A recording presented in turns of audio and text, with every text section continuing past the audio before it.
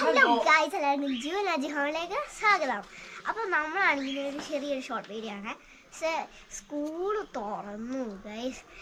ഈ സ്കൂൾ തുറന്നുള്ള പ്രശ്നം എന്ന് വിചാരിച്ചു കഴിഞ്ഞാൽ ഗൈസ്, രാവിലെ എഴുന്നേൽക്കണം, പിന്നെ ബാഗ് കയറ്റോണ്ട് തൂക്കണം, എന്നൊക്കെയാണ് ഗൈസ്.